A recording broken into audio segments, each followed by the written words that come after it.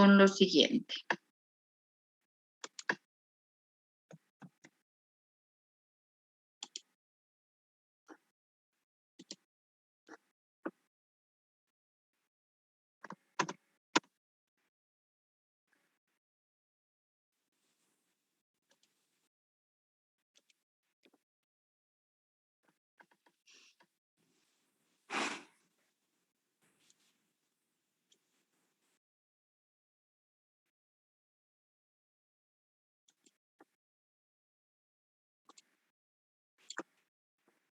Ya. ¿Me confirman, por favor, si es que tienen ustedes si es que pueden ver la pantalla? Listo. De acuerdo. Cuando nosotros vamos a hablar de antibiogramas, es inevitable empezar hablando del documento que nos guía para la interpretación. Entonces, nosotros siempre, al menos en Latinoamérica, es probable que ustedes, por ejemplo, puedan trabajar o estudiar en otros países. Argentina y Chile suele utilizar los dos manuales, ¿a cuáles me refiero? Hay un manual que nos rige o está regido, dictado por el CLCI. Este manual es americano. Todos se llaman M100. Solamente que cada año hay modificaciones. Esas son las versiones, ¿no es cierto? Entonces, por ejemplo, el manual en el que estamos ahora dice M100 S31, que quiere decir la versión 31 que corresponde al año 2021. No es que un año es sustancialmente distinto al anterior, pero sí suelen haber modificaciones en puntos de corte, suelen haber modificaciones en antibióticos que han sido retirados y que ya no se recomiendan usar con algunos microorganismos, suele haber nuevos antibióticos, suele haber restricciones sobre el uso de algunos antibióticos. Hay exactamente lo mismo en un manual emitido por el EUCAST. Esos suelen tener solamente número. Este EUCAST es el análogo del CLCI, pero para Europa. Entonces, en América y especialmente en Ecuador, usamos la mayoría el M100 del CLCI. Como les decía, en Chile y en Argentina suelen mezclarlos, es decir, usar los dos. ¿Por qué? Porque hay puntos o hay antibióticos que definitivamente no los incluyen en el CLCI y que sí están incluidos en el EUCAST. En esos casos se utiliza. Este manual ustedes deben inevitablemente tenerlo disponible en el laboratorio de bacteriología. ¿Por qué? Porque aquí no solamente que les dice cómo usar y cómo hacer un antibiograma, sino que les dice cómo interpretarlo. En cada edición les incluyen varias tablas que pueden irse modificando, ¿no es cierto? Estas tablas vamos a revisar primerito por los temas que ustedes me han puesto, el índice que ustedes van a ver aquí. Y para que aprendan a usarlo. Nadie que haga antibiogramas puede prescindir de este manual, ¿sí? En todos los manuales del CLCI de todos los años, ustedes van a encontrar un índice como el que les estoy indicando, ¿sí? En ese índice, ustedes van a tener, lamentablemente no hay versión en español por si acaso, no van a encontrar una versión que les vendan en español, pero sí pueden leerlo fácilmente. Ustedes han aprobado 2 o 3 o 4, creo, niveles, ¿no es cierto?, de inglés, en el que les enseñan a leer lo básico. Y es eso lo que dice aquí, es inglés técnico. Ustedes pueden interpretarlo fácilmente, incluso si no pudieran, pueden intentar utilizar traductores, porque es de fácil lectura, no es algo que ustedes no lo vayan a entender. Entonces, aquí les dice algo muy importante que ustedes tienen que tener en cuenta. Les dice, por ejemplo, los puntos de corte que han sido sumados o las revisiones y cambios que se han hecho desde el 2010. Y luego le dice los cambios que se han hecho en solo en esta versión con respecto a la última. Eso es lo que ustedes siempre tienen que leer de nuevo en cada versión, para que entiendan qué es lo que cambió, porque normalmente cuando uno trabaja en el laboratorio, lo que ocurre es que ustedes ya están familiarizados con las concentraciones mínimas inhibitorias si hacen antibiogramas por concentración mínima inhibitoria o microdilución en caldo o macrodilución en caldo, según el laboratorio en el que ustedes estén trabajando, o lo hagan por discodifusión. Entonces es probable que, por ejemplo, en este año nosotros tenemos cambios con las quinolonas. La ciprofloxacina y la norfloxacina tenían un punto de corte de igual a 1 microgramos por ml para poder decir si es sensible o no. Sin embargo, este año las bajaron. ¿Por qué? Porque quedaban libres algunas bacterias que eran resistentes a la ciprofloxacina con ese punto de corte. Entonces les bajaron y desde el 2021 ya tenemos puntos de corte para quinolona súper bajitos. Es decir, con 0.25 son sensibles, con 0.5 es intermedio y con 1 ya es resistente. Lo que el año pasado con 1 seguía siendo sensible.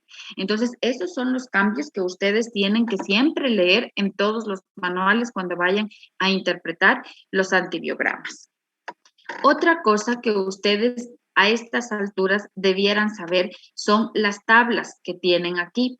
La tabla 1A es la que les hace los cuadros de los antibióticos, justo esos cuadros que ustedes me han dicho cuáles son de primera elección, cuáles son de segunda elección. Por supuesto, los vamos a ir revisando, pero para que sepan en dónde están ubicados y ustedes los puedan buscar. En la tabla 1A tienen ustedes todos los grupos de antibióticos que han sido aprobados por la FDA para uso clínico y médico in vitro, ¿no es cierto? Y que los puedan probar. En el 1B, ustedes tienen lo mismo, pero para microorganismos fastidiosos.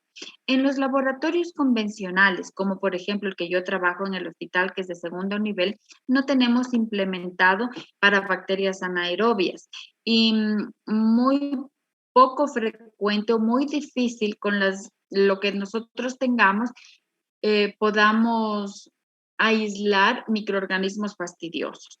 Es decir, se necesita implementación de otras medidas. Como ustedes saben, en bacteriología hay microorganismos no fastidiosos. ¿A cuáles llamamos no fastidiosos? Aquellos que son, por ejemplo, anaerobios facultativos, que no necesitan requerimientos especiales, que pueden crecer fácilmente en un agar sangre McConkey sin ponerle una temperatura especial, sin ponerle una atmósfera especial. Esos son los no fastidiosos. Gracias a Dios son la mayor parte de microorganismos que pueden causar infecciones en el ser humano. Sin embargo, no nos podemos olvidar de aquellos que les llamamos fastidiosos. También vamos a darle una chequeadita a esa tabla para que ustedes sepan cuáles son. Para que recuerden, porque ya lo saben. Son aquellos, por ejemplo, que necesitan requerimientos especiales para que les crezcan, que si están presentes en una muestra, si ustedes no le dan la atmósfera adecuada, la temperatura adecuada, el ambiente adecuado, eso no va a poder crecer. Por ejemplo, una nocardia, por ejemplo, Haemophilus, por ejemplo, los capnófilos, a pesar de que necesitan requerimientos especiales como un 5% de CO2, no son tan difíciles cultivar.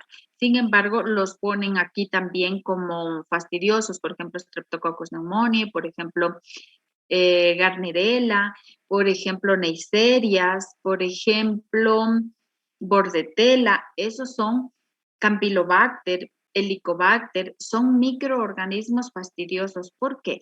Digamos que Campylobacter está en una muestra de heces de una persona que está con diarrea aguda, pero usted lo cultiva en un medio de agar sangre maconque y no va a poder crecer. ¿Por qué? Porque usted va a necesitar una atmósfera de nitrógeno al 3%, de CO2 al 5%, y si ustedes se acuerdan, van a necesitar un medio de cultivo de Skid Row que esté enriquecido con antibióticos y necesitan tenerlo 42 grados centígrados. Por lo tanto, para solo esa cajita yo necesitaría una incubadora diferente. Entonces ya van viendo que no siempre vamos a poder trabajar con microorganismos fastidiosos.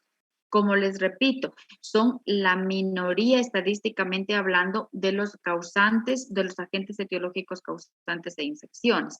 Y sin embargo, en algunos casos, por ejemplo, neumonías, pueden que sean un buen porcentaje los que causen este tipo de neumonías, pero no los podemos recuperar. Entonces, para esos necesitamos implementación especial y tablas y puntos de corte específicos para esos microorganismos. Luego les dicen en el punto 1C que es lo mismo, los mismos tipos de antibióticos, pero exclusivamente para las bacterias anaerobias. ¿Qué es lo más frecuente? Lo que nosotros revisamos en bacteriología, en la materia de bacteriología que ustedes tuvieron, la tabla 1A. Esa es la que ustedes van a estudiar siempre y van a usarla del diario en un laboratorio de bacteriología de segundo nivel de complejidad, no de especialidad. Si ustedes trabajan en un hospital de tercer nivel, ya van a empezar a utilizar las otras tablas porque tienen otro tipo de implementación y por supuesto subespecialidades que van a requerir de otro tipo de manejo en los laboratorios microbiológicos. Después de eso, hay tablas específicas de acuerdo a los géneros bacterianos.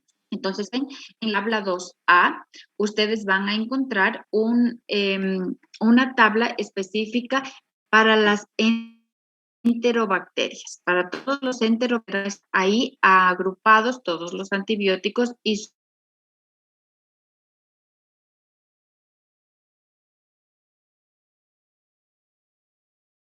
son, ¿no es cierto?, el género Escherichia, Proteus, Klebsiella, Enterobacter, Morganella, ¿cuáles se me quedan? Salmonella, Shigella, Javnia, Erwinia, Edwinsella, Providencia, Serratia. Para toditos esos, ustedes van a utilizar la tabla 2A. Pero cuando nos vamos para los bacilos no fermentadores, tienen sus propias tablas, porque tienen perfiles de susceptibilidad muy distintos. Ustedes deben saber las resistencias naturales por género para poder hacer un antibiograma. Entonces, con bacilos no fermentadores tienen su propia tabla. Así vemos que en la 2 tenemos la tabla para Pseudomonas aeruginosa. La 2B2 es para Acinetobacter. La 2B3, ¿y por qué les van poniendo 2B1, 2B2, 2B3, 2B4 y 2B5? Porque toditos estas, las tablas 2B, son dedicadas para bacilos no fermentadores. Entonces, Acineto, Burkholderia, Stenotropomonas y otros como Acromobacter, Rutella, Chromobacter, que se me va, Rhizobium, todos esos pueden irse dentro de los bacilos no fermentadores que no tienen un perfil único y entonces le hacen la 2B5 para tener puntos para otras bacterias gram negativas que no sean enterobacterales ni entren, o sea, que sean enterobacterales de grupos minoritarios o que sean bacilos no fermentadores. ¿De acuerdo? Después de eso se pasan a las tablas para los cocos gram positivos. Los que van a manejar muy frecuentemente es la tabla 2C, que es para estafilococos, la 2D, que es para enterococos, la 2E y la 2F y la 2G a pesar de que pudieran ocuparla de vez en cuando, no va a ser tan frecuente porque no son microorganismos que los van a ver todos los días. Una Neisseria es difícil incubarla, ¿no? Pero es posible. Entonces, por eso tienen esas tablas. Luego, Streptococcus pneumoniae, que sí lo van a encontrar. Streptococcus beta hemolíticos del grupo B, que ustedes ya saben cuáles son los beta hemolíticos, perdón, aquí incluyen los B, los A y los grupos C y G, es decir, Piógenes agalactiae y las especies sanguis y sanguíneas. Luego tenemos los estreptococos del grupo Viridans, que ustedes ya saben que pueden ser de 7 tipos, entonces aquí hay una tabla para ellos, tabla para Neisseria meningitidis y la tabla para anaerobios. Después de estas tablas vienen todas las preguntas que ustedes me decían. ¿Cómo hago el tamizaje para los cocos? ¿Cómo hago el tamizaje para los bacilos? ¿Cómo hago el tamizaje? O sea, toda la interpretación y los procedimientos están en este manual. Nosotros, por supuesto, están en los libros también, pero aquí está ya la parte procedimental, ¿no es cierto? Que es lo que nosotros vamos a conversar el día de hoy. Entonces, a partir de las tablas 3A, tenemos los test específicos para el tamizaje de mecanismos específicos según sean bacterias gram negativas o gram positivos. En la tabla 3A tenemos los BLE, pero si ustedes ven, aquí le dice, para tamizar las beta-lactamasas de espectro extendido en Klebsielas, Oxytoca pneumoniae, Escherichia coli y Proteus mirabilis. Y luego, ahí mismo, cuando la veamos, vamos a ver unas notas en las que les explican a ustedes cuáles son las excepciones con otro tipo de géneros, que sean enterobacterales, pero que no sean esos que están ahí, ¿no es cierto? ¿Por qué les ponen solamente esos? Porque dentro de los enterobacterales son los que más frecuentemente forman una beta-lactamasa de espectro extendido. Después de eso, tenemos una tabla 3B y 3C que les dice cómo buscar carbapenemasas, tanto en enterobacterales como en pseudomonas aeruginosas. Y aquí les empiezan a dar distintos métodos, porque no todos son buenos. Hay algunos que pueden utilizar comercialmente discos combinados, otros por sinergia de discos, otros aquí hay métodos colorimétricos como la tabla 3B que le dicen Carba NP, ¿no es cierto? Son métodos colorimétricos que solo son rápidos y solamente le dicen si hay o no hay, ¿sí? Luego tengo la tabla 3B1 que le dicen cuáles son las modificaciones de la tabla 3B cuando ustedes estén utilizando los carbapenémicos de acuerdo a la descripción que se hacía en el M100S20, es decir, a la del año pasado. Está otro método que es la inactivación de los carbapenémicos. ¿Por qué ponen varios métodos? Porque no todos los laboratorios latinoamericanos y norteamericanos también tienen implementado mucho o tienen mucho presupuesto más bien. Y porque si ustedes necesitan las pruebas rápidas, que por ejemplo son por flujo, una pruebita de esas puede costar unos $25. Entonces, no todos los laboratorios podemos pagarlos. Es por eso que han implementado otros métodos que son más rápidos, más bien más baratos, aunque sean un poquito más de mayor tiempo, necesiten mayor tiempo del operador, no tiempo de incubación, pero tiempo del operador para poderlo hacer. Pero es necesario que no se queden en que, no importa, yo eso no tengo, entonces no lo reporto.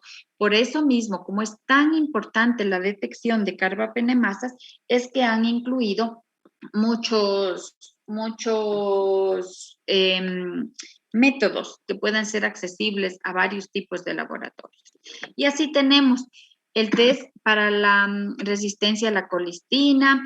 Tenemos, bueno, ese no lo van a utilizar porque ese es para hacer discos, Luego tenemos la detección de beta-lactamasas en estafilococos, la detección de meticilino resistencia en Staphylococcus aureus y lugdunensis, la detección de meticilino resistencia en otros estafilococos que no son aureus ni lugdunensis, es decir, los coagulasa negativos. Tenemos el screening de vancomicina para Staphylococcus aureus y enterococos. Tenemos el screening para ver el test inducible, que es el test de clindamicina y eritros, es decir, de macrólidos y estreptograminas para todos los cocos gram positivos. Entonces, si ustedes van viendo, todo está en este manual. Por supuesto que antes de llegar a este manual, nosotros hemos tenido que pasar por un montón de teoría para poderlo entender, ¿no es cierto? Después de eso, hay otros que no los vamos a revisar mucho ahora porque son justo las tablas, en cambio, para los no fastidiosos y para los anaerobios, que son cosas que ustedes no las van a hacer fácilmente. Algo importantísimo que tiene este manual es enseñarnos a hacer control de calidad. Les dice cómo preparar los discos, les dice incluso, por ejemplo, usted no tiene acceso y puede tener acceso al antibiótico, puede diluirlo y preparar usted mismo. Digamos, yo necesito un disco de cloxacilina de 3000 y no está disponible en Ecuador, pues les dice cómo pueden preparar. Si ustedes pudieran conseguir la cloxacilina, por supuesto, es decir, cómo van a dosificar. Y también les indica cómo hacer control de calidad para que estén seguros de que ustedes están trabajando bien. No necesariamente necesitan trabajar con métodos automatizados. Sí es cierto que los métodos automatizados les van a ayudar muchísimo a detectar las especies que no son tan comunes. Pero como no son tan comunes, si ustedes hacen bien una bacteriología convencional bien hecha, no van a estar en mucha ventaja frente a alguien que a lo mejor tiene un método automatizado. Es decir, la mayor ventaja que ustedes pueden tener al un método automatizado frente a uno manual va a ser precisamente el aumentar, mejor dicho, reducir el tiempo de respuesta, porque el operador va a tener más tiempo para procesar otro tipo de muestras. Pero no quiere decir que va a tener un mejor resultado, dependiendo, por supuesto, de los géneros que estemos hablando. Entonces, antes de pasar por acá, una vez que ustedes han visto cómo son todo, bueno, han recordado porque ya esto ustedes lo vieron, ¿no es cierto?, en antibióticos. Cuando ustedes estudiaron antibióticos se dieron cuenta que tenían que tener ese manual para poderlo interpretar y para poder leer sus antibiogramas. Entonces, vamos a empezar recordándoles algunas cosas específicas de los antibiogramas para que podamos entrar en contexto.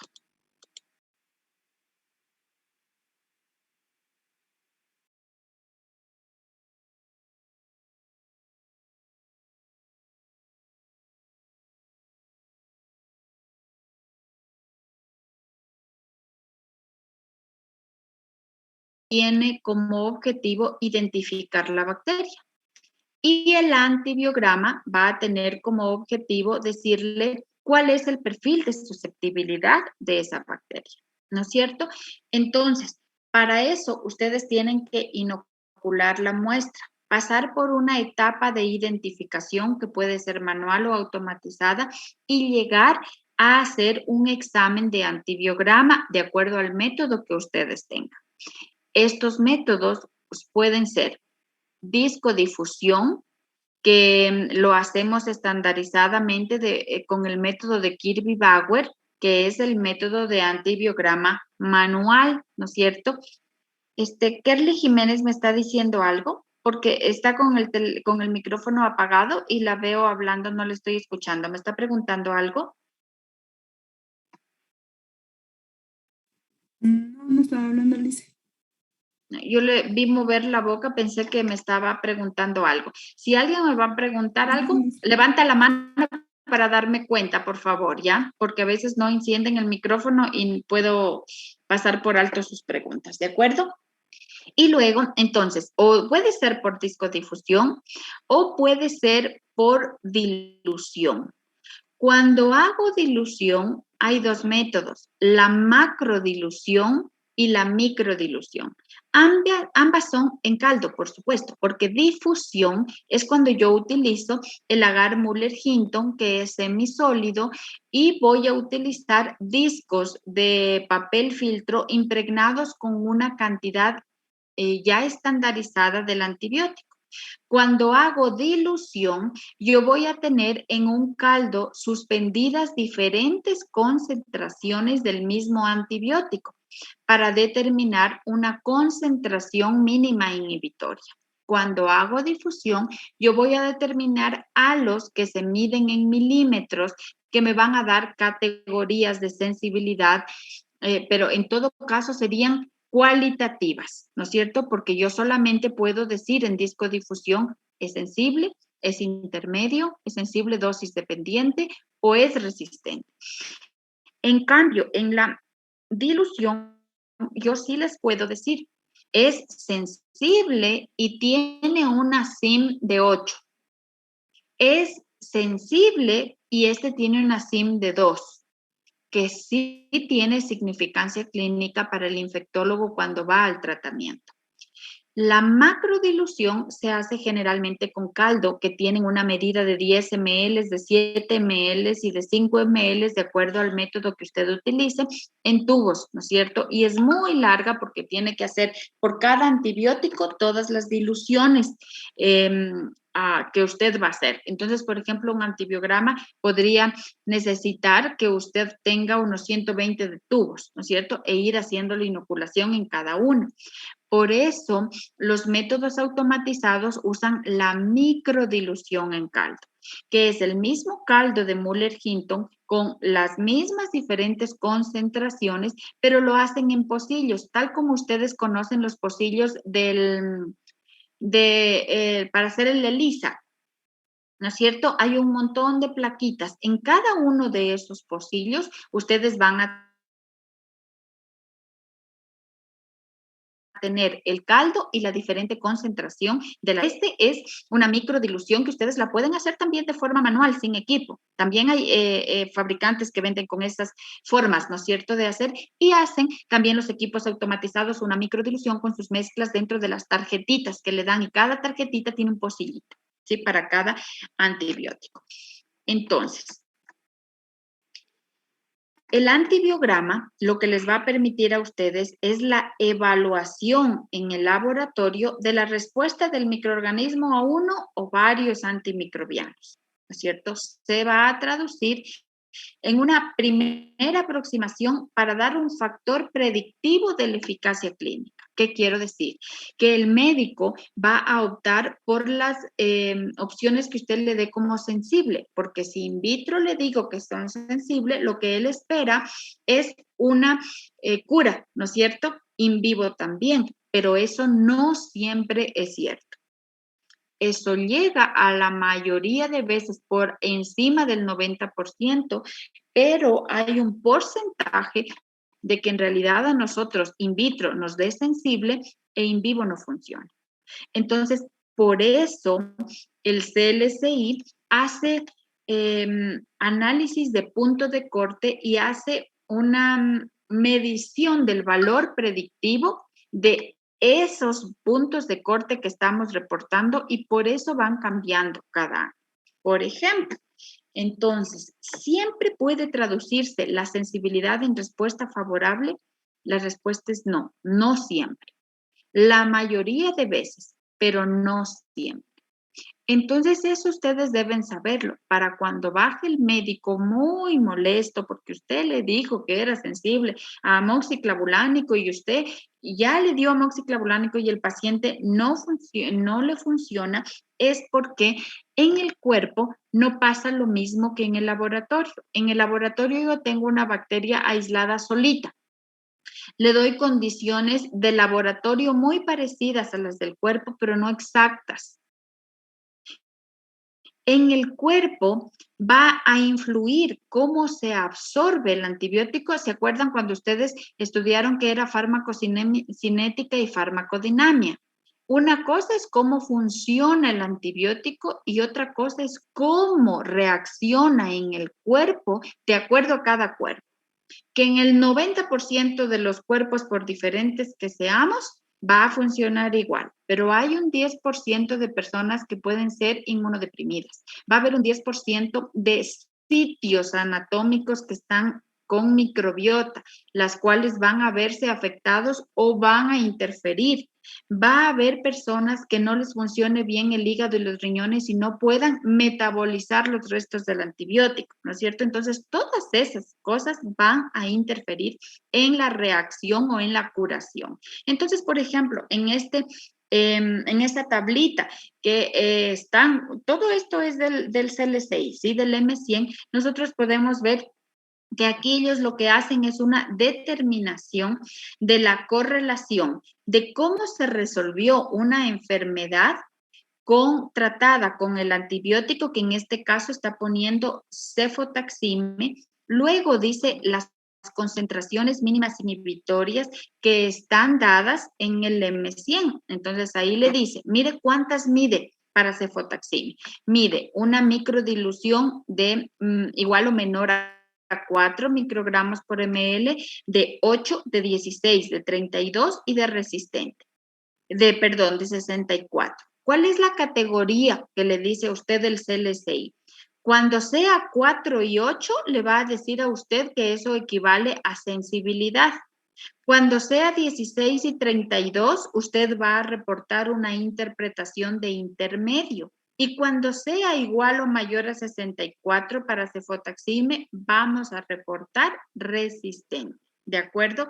Esto definido, por supuesto, para infecciones monomicrobianas. ¿Qué quiero decir? Que solamente una bacteria está causando esa infección. Probaron con estos puntos de corte en personas que tenían infecciones. Aquí está el número de pacientes: 1003, 273, 151, 70, 19, ¿no es cierto? Entonces, en 1003 pacientes, cuando hicieron la concentración mínima inhibitoria, cuando determinaron la concentración mínima inhibitoria por microdilución en caldo, les dieron 1003, 4, por debajo de 4 que eran sensibles. Pero miren ustedes que de esos 1003, solamente el 94 se curó y en el 91% se erradicó la bacteria. No es lo mismo entonces curación que erradicación. Puede ser que alguien se curó, pero quedaron algunas mutantes resistentes en ese sitio de infección, que son las que pueden dar luego una reinfección o una sobreinfección en otro sitio anatómico. Pero el 91% sí se deshizo de esa bacteria. Entonces, en un caso, un 6% hubo que cambiar el antibiótico, ¿no es cierto? ¿Por qué? Porque a pesar de que es sensible, no logró la curación completa. ¿Por qué? Por los datos específicos de farmacodinamia de ese paciente. ¿De acuerdo? Entonces, solamente les estoy explicando cómo funciona para que entiendan por qué después de ver esto, a lo mejor el próximo año dicen, no, hay que poner ya en 8 intermedio. ¿Por qué? Porque el médico se guía por nuestros resultados. El médico no va a escoger el antibiótico intermedio si hay uno sensible que sea menos tóxico. Entonces, esa es la razón de que cada año vayan cambiando, porque algunos me dicen, yo trabajo con el M100 del año 2000. O sea, no tiene nada que ver, no es que sea otro M100, es que se van haciendo todos estos estudios epidemiológicos para poder ir adecuando los puntos de corte. Entonces, finalmente, la interpretación que yo voy a reportar, sensible, intermedio y resistente, los puntos de corte van a variar, se los aclaro de acuerdo al CLSI y al EUCAST, es decir, en el EUCAST puede ser que para el CLSI 4 sea sensible y que para el EUCAST ya 4 sea intermedio. ¿Por qué? Porque se determinan epidemiológicamente y la epidemiología varía de acuerdo a la población. Ya, esto ya les expliqué. Esto me parece importante. Entonces, que recuerden, ¿qué es la concentración mínima inhibitoria? Es el valor numérico obtenido por la combinación del antibiótico y bacteria. Antibiótico y bacteria. Todavía aquí no está la persona. Eso es lo que yo veo en laboratorio. Antibiótico y bacteria. Y separa la población wild type. Cuando alguien le dice en español estas son cepas salvajes, lo que le está diciendo es una wild type. ¿Qué es una wild type? Es una bacteria que tiene el perfil de susceptibilidad de acuerdo a lo que debería tener según su género y especie. Las que ya adquieren mecanismos de resistencia, entonces se vuelven, siguen siendo como esa fotito que está ahí, ¿no es cierto? Sin mecanismo es un gatito lindo, suavito, lo puedo acariciar, pero con mecanismos de resistencia se vuelve un poco más agresivo y ya deja de ser wild type. Son mutantes resistentes. Esa es la diferencia. Entonces, cuando yo digo la diferencia entre un tipo de antibiograma y otro tipo de antibiograma, yo tengo aquí discodifusión. ¿Qué mido? ¿Qué resultado en mi cuaderno de trabajo? Milímetros, ¿no es cierto? Yo digo, tengo para mi casina 25 milímetros. Si hago microdilución o macrodilución, yo digo un número que va a estar expresado en microgramos por ml, microgramos del antibiótico por cada ml de suspensión. Y entonces yo reporto 2 microgramos por ml. En mi reporte del antibiograma, cuando yo hago concentración mínima inhibitoria, yo reporto tanto la categoría de interpretación como la concentración mínima inhibitoria. Pero en discodifusión no reporto los milímetros, solo reporto categoría. Y por eso decimos que la discodifusión es cualitativa y la concentración o la dilución más bien es cuantitativa en cuanto a resultados. Entonces aquí tengo una lista de antibióticos para que vean la diferencia. Con ampicilina y tengo 6 milímetros va a ser resistente, pero para que sea resistente la ampicilina con la SIM necesito 64 microgramos por ml. Y así todos los antibióticos que yo voy a ir probando, ¿no es cierto? Entonces, de acuerdo al método que ustedes hacen, ustedes ya se van aprendiendo y no siempre es necesario abrir la tabla del M100, pero si es algún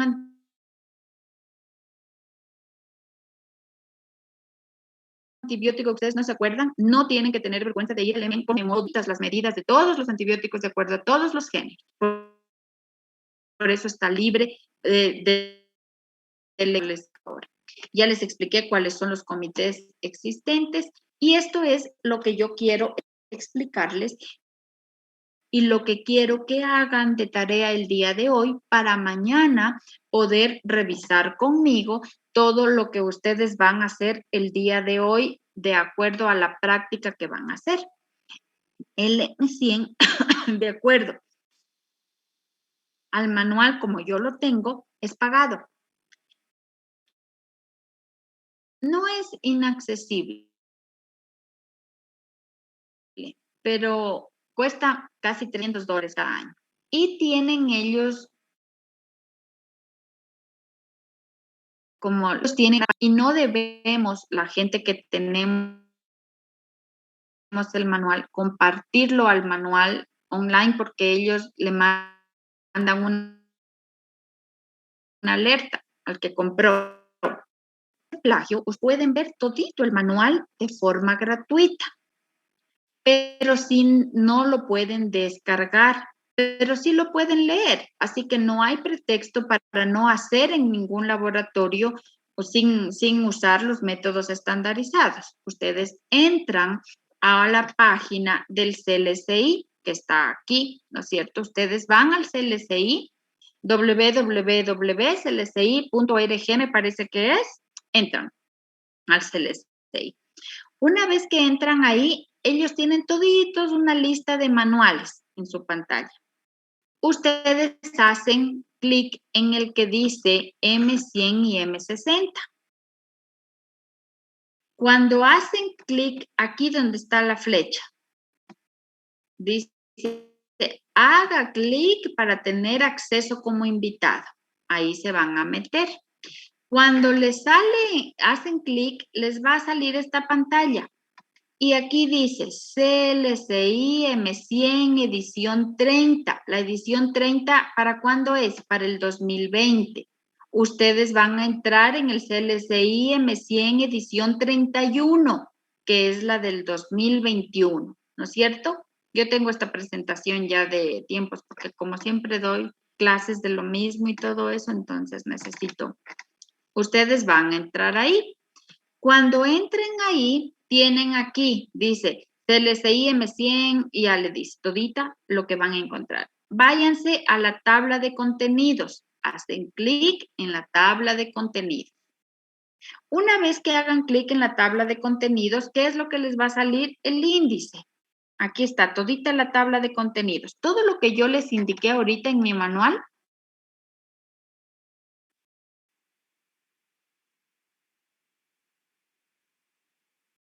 está ahí. Tabla 1A. Quieren leer la tabla 1A, la tabla 1B, la tabla 1C. Ustedes tienen que les van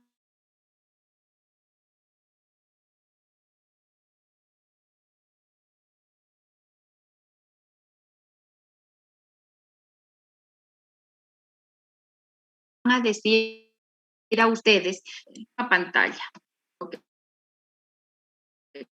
Cambiar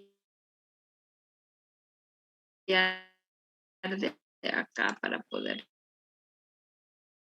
compartir. ¿No es cierto? Estoy otra vez en el manual. ¿Cuáles son los antibióticos de segunda? Está clarito, ¿no es cierto? Ahí. Entonces, ustedes se van aquí a su tablita.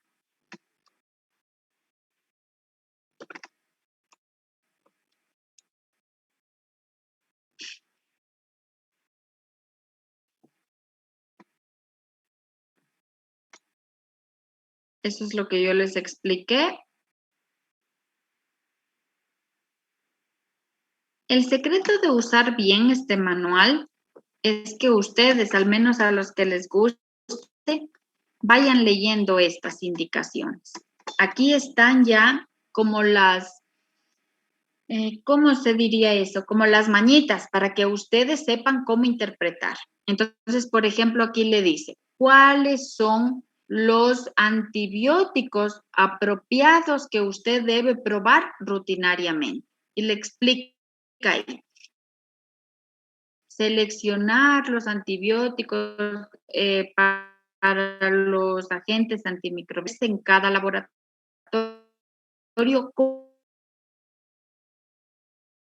con su comité de infecciones del hospital, en el cual siempre va a haber patólogo, va a haber médicos internistas, los jefes, eso es una comité de infecciones en cada hospital. Y ellos dicen, vamos a cambiar esto que dice el CLSI, porque de acuerdo a la población que nosotros revisamos o a lo que vemos que nos pasa, queremos que nos bloquee este antibiótico. Por eso los antibiogramas pueden variar de hospital a hospital, de país a país. ¿Por qué? Porque siempre deben ser hechos de acuerdo al mejor uso y beneficio de cada paciente. Y todo eso les van explicando aquí, ¿de acuerdo? Entonces, cuando yo me voy a la tablita, les explica todo lo que yo les dije. ¿Qué significa intermedio? ¿Qué significa sensible, dosis dependiente? ¿Qué significa resistente? ¿Qué significa no susceptible? Mañana vamos a volver sobre eso. Solamente quiero irme ahorita a esto de aquí.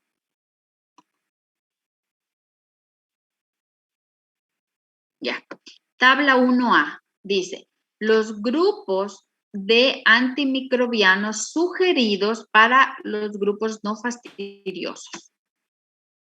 ¿De acuerdo? Entonces aquí les dice, van a tener un grupo A, un grupo B, un grupo 1A y un grupo U, ¿no es cierto? Y aquí dice continúa, ¿no es cierto? ¿Por qué? Porque no solamente les dicen los grupos de antibióticos, sino que además son muy generosos y nos los van agrupando de acuerdo al género que usted tiene. Entonces, por ejemplo, el grupo, ¿cuáles son los antibióticos del grupo A? Para enterobacterales, para Pseudomonas aeruginosa, para estafilococos, para enterococos. ¿Sí? Entonces, aquí está la clave de qué debo probar. ¿Qué significa? Vamos, ¿dónde estaba yo? Estaba por aquí.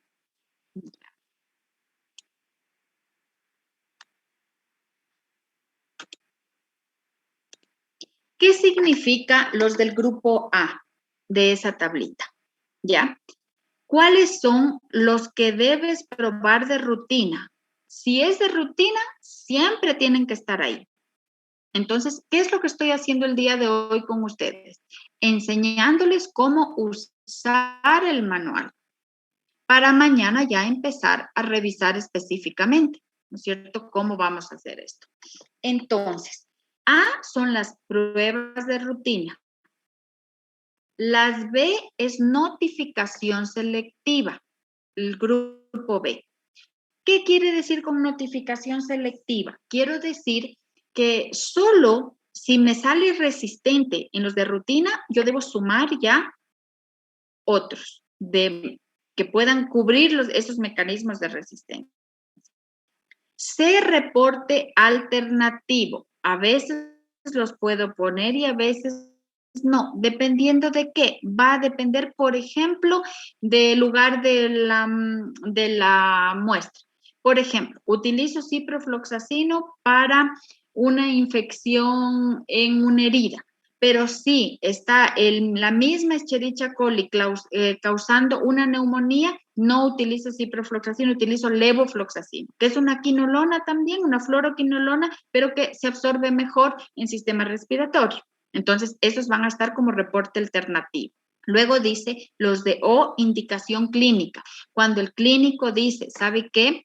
No quiero que me dé los valores de quinolonas porque este es un paciente delicado, menor de 1 año, que tiene una leucemia y es muy delicado utilizar quinolonas porque inhibe, ¿no es cierto?, la hematopoiesis, ustedes ya lo saben, entonces no quiero esto, pero quiero cloranfenicol. Entonces, hay antibióticos que solamente se reportan bajo indicación o petición clínica del médico tratante. Los que están en el grupo U es de reporte urinario, es decir, si su bacteria fue aislada de orina, se debe incluir de rutina los del grupo U. Y los que están en el grupo INB son los que no están aprobados por la FDA, pero ya hay investigaciones que los avalan. Entonces, aún no están aprobados, pero el CLSI ya los avala como una opción última para esas bacterias que son multiresistentes y no hay qué hacer con esas. ¿De acuerdo? Eso es lo que ustedes van a poder hacer. Esto ya les expliqué, la interpretación de los puntos de corte, qué significa sensible, qué significa intermedio y qué significa resistente, ¿no es cierto?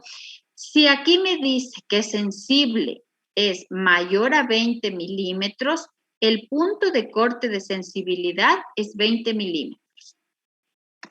Si me dice que si tiene 14 o menos va a ser resistente, entonces el punto de corte va a ser de resistencia es 14. A cualquiera, eso es un ejemplo, no es de cualquier antibiótico, sino para que entiendan cómo se los va a interpretar. Lo mismo para concentración mínima inhibitoria, pero tienen que darse cuenta de un aspecto. En las tablas que ustedes van a ver cuando entren hoy a hacer la tareita que les voy a dejar, ustedes van a ver que no hay solamente un tipo de interpretación, hay dos, ¿no es cierto? Por ejemplo, para este antibiótico X, el contenido del disco es 30 microgramos y hay interpretación para discodifusión, que es esta de aquí, y hay interpretación para dilución, que es esta de acá. Si este antibiótico X tiene valores en todos, quiere decir que usted puede hacerlo por ambos métodos, que va a encontrar disco y que también va a poderlo hacer por microdilución. Pero ocurre que puede haber un antibiótico como el Y que está aquí, que si no tiene carga de disco y no tiene valores, usted no debe probarlo por discodifusión porque no está estandarizado o no es fiable. Entonces, va a haber antibióticos que usted no pueda hacerlo si hace un método manual. Y ahí ya le estoy sumando una ventaja a la microdilución, ¿no es cierto? Porque va a haber antibióticos que no están estandarizados para discodifusión. Y entonces, solamente hay valores de respuesta o de interpretación en microdilución. Y puede haber otros, como el antibiótico Z, que sí se puede hacer por discodifusión y se puede hacer por microdilución, pero no tienen todas las categorías, sino solo la de sensibilidad. ¿Por qué? Porque en esos tienen que tener ustedes altísimo cuidado, porque son antibióticos que, mejor dicho, son antibióticos que no se han encontrado hasta el momento cepas resistentes para ese antibiótico. Ejemplo, Streptococcus pyogenes. Solamente van a encontrar penicilina sensible. Si ustedes aíslan, tanto así que cuando es Streptococcus pyogenes ni siquiera hacemos antibiograma, reportamos Streptococcus pyogenes. ¿Cuándo hacemos? Cuando el médico me llama y me dice, es que mi paciente es alérgica a los betalactámicos. Entonces ponemos una eritromicina, por ejemplo, para que pueda tener otras opciones de tratamiento. Pero ocurre que a veces ustedes tienen un Streptococcus pyogenes y le salió 15, ¿no es cierto? Aquí le está diciendo que la sensibilidad es siempre 16 o más. Eso es lo que le dice, ¿no es cierto? Usted va a tener un halo grande de 16 o más, siempre, si es Streptococcus pyogenes. Pero ocurre que usted tiene 14, entonces es menor. Eso debería no ser sensible. ¿Qué debe hacer en laboratorio? Volver a la identificación. Lo más probable es que es una cepa que no la trabajó bien, que está mezclada, que hay más de una colonia, un tipo de colonia, y usted los mezcló y le salió confuso. Si es que usted repite, no está, ya la aísla, está purita la cepa, la trabaja, vuelve a identificarle y le sale eso mismo, eso se va al laboratorio de referencia. Y no lo suelte en estos casos porque eso es una publicación segura. Entonces, mucho cuidado con esos antibióticos. Esto rápidamente voy a pasar porque ustedes ya lo vieron. Entonces, el antibiograma de disco placa siempre está estandarizado y se llama de Kirby-Bauer. ¿Qué son las cosas importantes que ustedes tienen que verlos ahí? Que los discos estén bien conservados. Los discos tienen que estar a menos 20 cuando no se los está utilizando. Cuando se los está utilizando pueden estar de 2 a 8 grados. Y el rato que se los va a utilizar tienen que estar a temperatura ambiente, es decir, tienen que descongelar 15 minutos antes. Pero antes de abrir el cartucho tiene que estar a menos 20, especialmente los betalactámicos porque se inactivan con el calor. Tiene que tener un Müller-Hinton de grosor adecuado, 4 milímetros. Tiene que tener un Müller-Hinton con pH que esté regulado 7.2. Tiene que tener un Muller-Hinton que tenga controlados los iones divalentes como calcio y magnesio y la timina y timidina, porque le van a hacer dar falsas sensibilidades o resistencias. Cuando ustedes hacen el inóculo, que es otra de las partes estandarizadas que deben cuidarlo, yo he visto en muchos laboratorios que cogen la bacteria, una colonia, y la siembran directamente. Eso no está bien porque no está estandarizado el inóculo. Recuerden que el inóculo tiene que ser al 0,5 McFarland, que equivale de 1/10 a la octava bacterias por cada ml de suspensión. Esa es el inóculo con el que está estandarizado el CLSI. Entonces, si ustedes le ponen más inóculo, no va a servir, no van a poder medir porque pusieron de más de bacterias o mucho menos de bacterias. Entonces, no olviden que los discos difunden, por eso se llama disco difusión, en este sentido, en todos los sentidos, porque es una circunferencia. Entonces, cuando se les caiga el disco, ahí quedó. Usted no va a poder moverlo de la caja porque inmediatamente toca lo húmedo de la caja, difunde. Entonces, si se le cayó, ahí quedó. Ponga otro más lejitos, lo que sea, pero no lo esté moviendo. O haga una nueva caja en todo caso, ¿no es cierto? Entonces, como es una circunferencia el disco, va a difundir en forma radial a todos lados. Tiene el diámetro, recuerdan, el radio es que la mitad del diámetro y va por todos lados de la circunferencia. Por esa razón, la zona de inhibición es redonda. Y para medirla, usted debe obligatoriamente pasar por la mitad del disco y medir el diámetro. Si es que ocurre que hubo sinergia y se unieron, o usted puso muy cerca y se unieron los halos, usted tiene que medir un radio y multiplicarlo por 2. Recordemos que eso que nos decían en quinto grado, creo, un cuarto, que el diámetro es igual a radio al cuadrado, ¿no es cierto? Al otro día, después de las 18 24 horas, es cuando yo voy a tener el halo de inhibición.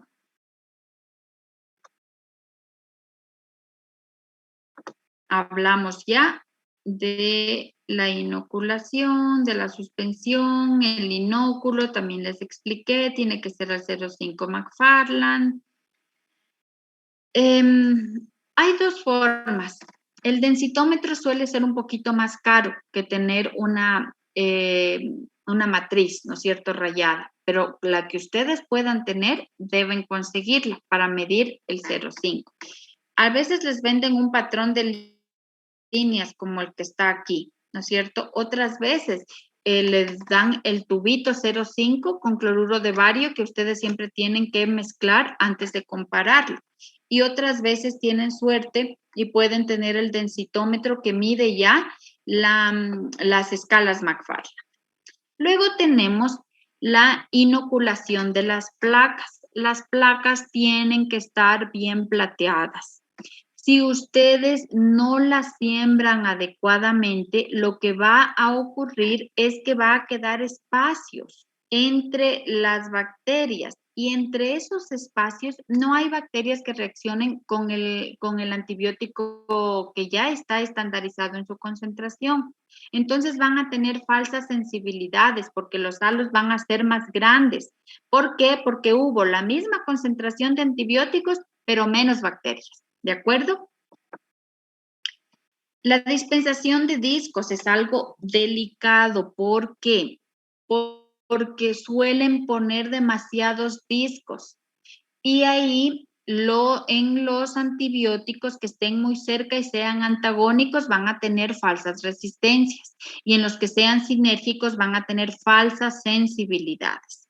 De forma que hay dos opciones. Ustedes pueden tener unas cajitas de 100 milímetros, que son las chiquitas, en las que jamás debe ir más de 6 discos.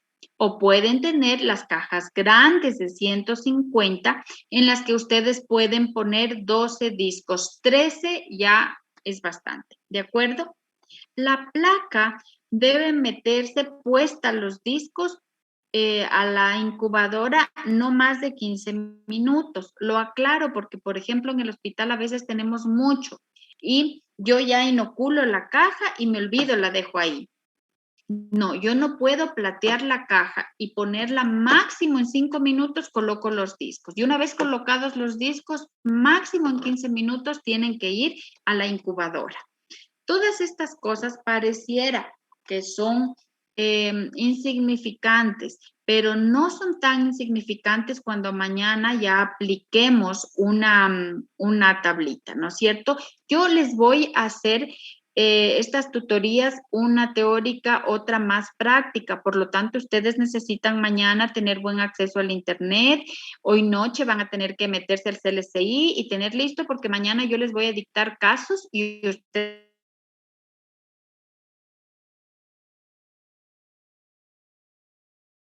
me van a resolver si son sensibles, si son resistentes. La lectura de resultados va a ser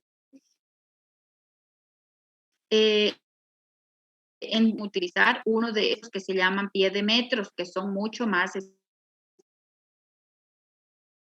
específicos.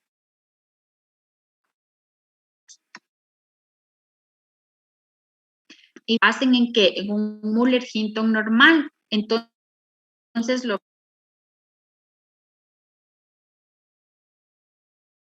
pueden medir en el Mueller-Hinton enriquecido con sangre. ¿Cuáles hacen aquí? Los estreptococos, ¿no es cierto? Entonces, cuando hagan estreptococos, ustedes no pueden medir por el lado de al lado, sino que necesitan luz transmitida. Necesitan abrir la caja y medir por este lado. ¿De acuerdo? Esta es la forma correcta de leer. Lo que les decía, idealmente mido el diámetro, pero si tengo sinergia, como aquí en esta foto, ustedes no saben en dónde termina, ¿no es cierto? Este y en dónde empieza el otro. En este caso debo medir el radio y multiplicar por 2 para tener la medida que van a ir a ver en el M100. Esto sí, mañana. De acuerdo. ¿Qué es lo que ustedes van a hacer el día de hoy? Mañana nos vamos a ver también a las 5:30. Vamos a dar las tutorías los lunes y martes idealmente, ¿sí? Si algún martes estoy convocada a alguna reunión o algo, haré doble tutoría el día lunes, ¿de acuerdo? Entonces, ustedes necesitan hoy día reproducir lo que les dije hoy en las diapositivas. Van a meterse a la página del CLCI, van a entrar al manual M100 y van a chequear la tabla 1A, que es la tabla de los grupos de antibióticos, para que se den cuenta que ya están clasificados de acuerdo a los de rutina, a los opcionales, a los de orina y de acuerdo a los géneros bacterianos. Van a hacer eso porque mañana yo les voy a decir, esta es una orina, anoten, tiene tanto, tanto, tanto, tanto, díganme, repórtenme el antibiograma para poder ir haciendo las correcciones. Y claro, también les voy a hablar un poquito más para terminar la exposición que tengo ahí preparada. ¿De acuerdo? ¿Tienen alguna consulta? ¿Algo de lo que he hablado hoy que no me han entendido? ¿Va por ahí las explicaciones que les estoy dando o les estoy explicando algo que ustedes ya sabían? También me dice porque no quiero hacerlos perder el tiempo.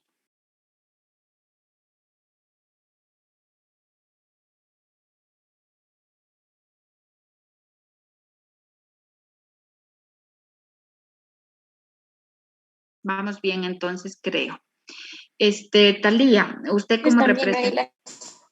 Ya, de acuerdo. A ver, Talía, usted es la representante del curso, así me dijo Sandra, que con usted me entienda, ¿no es cierto? Entonces, yo no les he enviado el formato porque entendía que ustedes ya lo tenían. les voy a enviar, como no me lo han enviado la semana pasada, le voy a enviar hoy, ¿ya? Ese tienen que enviar de la semana pasada firmando los que estuvieron la semana pasada y en el tema dirá planificación de tutorías y no sé, clasificación de temas, lo que ustedes hicieron, ¿de acuerdo? En el tema de hoy dirá lo que hicimos y firman hoy en el tema de mañana y me va enviando todas esas formatitos que es la evidencia que quiere Sandra de que les estoy dando las tutorías. ¿De acuerdo? Yo le envío hoy ¿Puedo mismo. compartir en un drive? Sí, yo creo que sí, porque igual lo puedo descargar de ahí, pero todos tienen que poner su firmita, así como ahora estilamos todo mundo, por lo de estas clases de Zoom. ¿De acuerdo? ¿No tienen ninguna pregunta? ¿Está todo súper claro? ¿Está facilito? ¿Sí? Ok. Entonces, nos vemos el día de mañana a las 5:30. Ya, Lice, muchas gracias. Gracias, Lice. A Gracias, ustedes, Lice. niños. Gracias, Mañana. Lice. Gracias, Lice. Recording stop.